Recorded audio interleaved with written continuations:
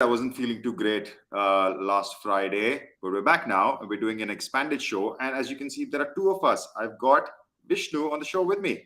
Hey, Vishnu. Hey guys, how's it going? Vishnu here from Bangalore, India. Good to be here, Ron. I hope you're feeling well though. I am feeling good, Vishnu. It is a beautiful Friday. I'm dying to get out. So let's get cracking on with the news. Like I said, we are Yes. doing 7 news stories instead of 5 because there's quite a lot to cover. So I'm going to kick us off with the funding news. As always, bit of a dry week for funding, and it seems to be that way in general in sports tech. So we've got a couple of stories. There is a cricket bar chain. Yeah, no, this we're stretching the definition of sports tech here a bit. But this cricket bar called Sixes Social Cricket has raised capital from a couple of cricketers, Stuart Broad and Jofra Archer, to help drive it into the US, basically like any bowling alley or Top Golf or whatever. This is the cricket version of it, where you can go into this venue, play a bit of cricket. Let's see if this video plays properly. There you go. So you're interacting with the screen, which is pushing these balls at you, and you can have a bit of cricket fun. That is number one. What else do we got? We have another English sportsman, Harry Kane, of course, who joined Oxefit as an investor and ambassador, and they apparently closed an oversubscribed Series A. Yeah, nice bit of PR for them. What is Oxefit? Oxefit uses AI to help with injury prevention and stuff. They have elite smart gyms now available through 100 fitness centers all over the US. Yeah, there is science behind the physical products, but it's a combination of robotics and content working together to deliver truly customized training experience. There you go, a nice little picture of Harry Kane wearing the outfit. Staying with the fitness theme, we don't actually have a link for this news, but this company, Train.ai, TrainFitness.ai, apparently raised 2.5 million. We usually will provide a credible link. This news came from Fit Insider, a publication that we trust. So I thought it's worth mentioning. Train raised 2.5 million. What is Train? They use AI from your phone to to do motion tracking of your workouts and also track reps using your Apple Watch. So a nice little interactive fitness experience.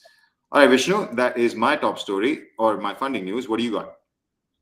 Great. So at number 7, we have news from CBS Sports. So CBS Sports would like to collaborate with Hype Sports. Basically, this is to broaden their whole broadcasting network. They're trying to find companies in this space, and they want to. It's a SportsTech initiative where they just want to up their game in broadcasting, and also broadcasting has received a lot of traction in the recent few months. So I think this is a good space to expand on. So that's pretty much it from CBS Sports. You want to cover number 6, Ron? That was number 6, Vishnu. I covered number 7. Let's keep Oh, moving my to bad, my number bad. Yeah, 5. sorry, my bad. All Number good. 5, though. All good. All right. Next up, we have the Techstars cohort. They announced the Techstars Indie program, announced their Accelerator cohort for 2023. There's a lineup of 13 companies that were carefully selected, it says, across sectors in the sports tech industry, from wearables to OTT to NIL, AI, of course, and all bunch of good stuff. Couple of quotes from Jordan Flegel here, where the program will end. So these 13 companies will go, I don't know how long, it's a 3-month program, and they will combine with like a summit or demo day. It says over here on the end of August. So if you're around, you should go check it out. Who are these companies? I won't go through the list of all 13, but here's a link. You should go to the Techstars website and check out all the good companies. So there are different marketplaces, there are social networks, there are some wearables, NIL, as I said, some AI-based stuff, some really interesting companies that we will keep an eye on. One thing to highlight, there are 12 companies from the US and one from Cork, Ireland, which famously, of course, is where Roy Keane comes from, my Captain Fantastic of Manchester United. What else you got, Vishnu? Right. So the next news is actually really, really interesting. So McEnroe versus McEnroe. This is really cool. So basically, there was a short film shot about this, and they won an award. Not just any award; it was an Emmy award. So it's Emmy award in sports. It's really cool. So a little background about this. Um, so basically, they McEnroe was playing a tennis game, and the person he was playing against was himself as an avatar. Um, and how this avatar was created, it was again AI, the whole what you say, the whole innovation AI, and there was basically an arm returning the ball. So this arm was basically converted into like a whole what do you over here just say Yeah, the meta trailer the human. trailer is helping you out, Yeah. Vishnu. Yeah, so there was a robotic arm which is pushing the ball back Yes. as McEnroe plays a virtual John McEnroe. Yeah. It's pretty And insane. this was he was playing himself as a 2018 version of himself, so it's really cool. And yeah, they received about 10 million views, and this was really great. I mean, you don't see a lot of like technology like this making films, and it was really like nice to hear about this. Yeah, I forget which year. I think so. It was the 2022. So the documentary was shot last year, Yeah. or was at least broadcast last year. So it was 2022. John McEnroe playing. I think it was 1982 or was it 1992, something like that. So yeah, he's playing a avatar of himself. That avatar is a hologram that is projected onto this moving. They call it some like vapor screen or something. Like the underlying tech was pretty insane. Definitely worth checking out. And yeah, it was a documentary that ESPN ran. Fun fact: so this was promoted by Michelob Ultra, the beer, and ESPN ran it for free. Like they gave free branding to Michelob Ultra just because the actual tech or the show that they came up with was as cool as it was. Yeah, Fun, basically fun, became one of the fun. most watched sports events of the year, technically. Yeah, Yeah. yeah, it was. It was good one. All right, next up, Vishnu, you had this really nice story that you pinged me, which is NFTs, man. We like it feels like it's a word or a buzzword that doesn't go away, and there's a reason for it because big brands, especially a brand like Nike, continues to invest in the technology. How are they investing? They're running a partnership with EA Sports, as our good friends at Sports Pro Media are Yeah. telling us. So this dot swoosh NFT line, which they have been working on for a while, I believe they did something in this a few weeks ago where they dropped like 100,000 NFTs and generated like 2 million in sales or something. So it's still a thing. NFTs are still a thing as collectibles. Here, what they're doing in the partnership with the EA Sports games is to drop in-game merchandise, right? So if you are a EAFC player, or I think there are, EA Sports FC, Madden, which is the NFL game, and obviously the NHL game, will have items which will be collabs with Nike that players of the game can buy and put on their players in that game. So it's just another way of driving in-game commerce. Nike continues to lean into digital merchandise, which is basically the play here, and they want to bring digital merchandise to gamers where again gamers are used to microtransactions and in-game transactions.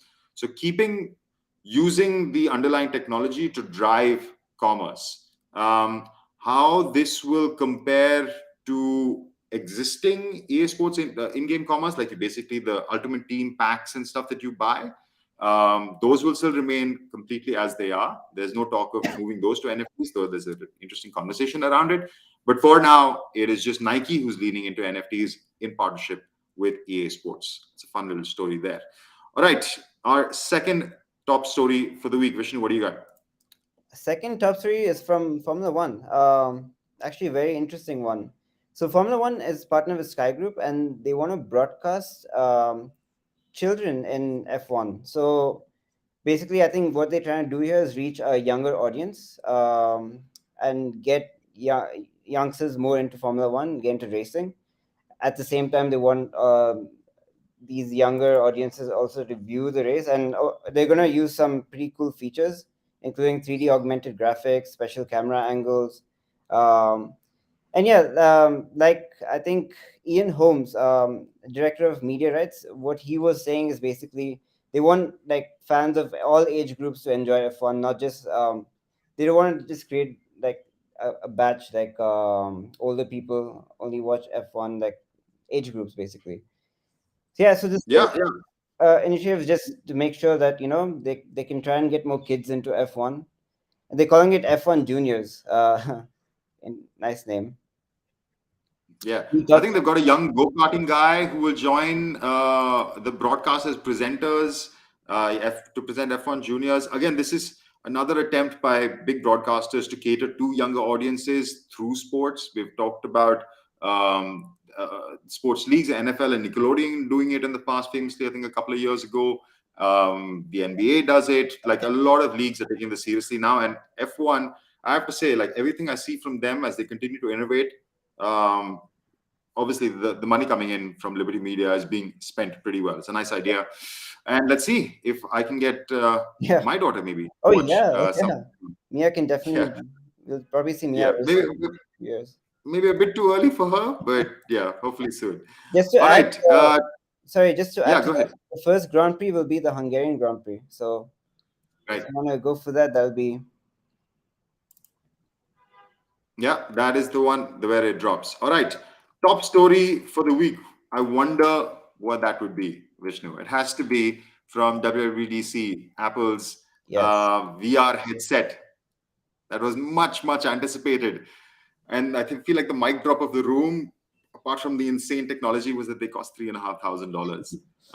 So yeah, not exactly for the masses and not exactly accessible for everyone, but it's clear. Like apparently the eye tracking tech was insane. The stuff that you can do with finger gesturing and just eye and hand movement was incredible. The first gen, which is what this headset is, has already set the bar in an incredible place. Version 2, Gen 2, Gen 3, as the price drops and it becomes a mass product, like this is going to be game changing for sure. Yeah. I think the way people will interact with different forms of reality, like this is the gateway. But that was not the only thing that Apple talked about in this launch. Quite silently on the side, there were some important updates to Apple's focus on sports and health. So Apple Watch got some upgrades for hiking and cycling. So there are better ways for you to track where you are on your trek, and use cell reception to not just check your messages and stuff, but also use your compass to point the last place of cellular reception and stuff like that. So make it easier for you to track yourself. For cycling, there is more real time. Let's say tracking from your phone as well as your Apple Watch. So there is like not an integration, but essentially everything that is happening on your watch you can see real time on your phone. You can also probably share it, and they want to move it to Strava's territory to make it more social. What else we got here? They also upgraded Apple Fitness, so more custom plans, different types of workouts.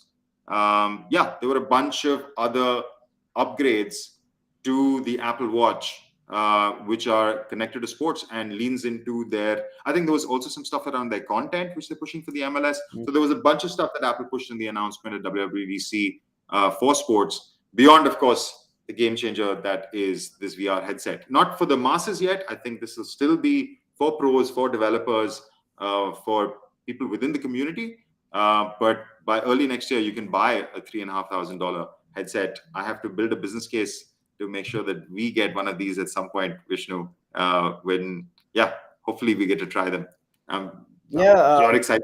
Who Hopefully, wouldn't want to try this? Mia becomes a racer by next year. We can afford it. Yeah. Put, oh, you want me here to come in to pay for this? Yeah, cheers. Yeah. Thanks. Putting my kid to work, why don't you? All right. That is a wrap. I think we got through that. There was a lot to get through. Thanks for bearing with us. But that is a wrap. We might bring these two people show formats back. It was fun doing the show with you, Yeah. Vishnu. Thanks for coming Yeah. You too, Ron. on. Yeah, always go check out our website. What else do we want to drop? Yeah, of course, the latest report is the last thing I want to plug. If you haven't downloaded it yet, that is the link. Go check it out. All right, guys, we'll bring you our show on track without skipping a week next week. See you then. See you guys. Bye bye.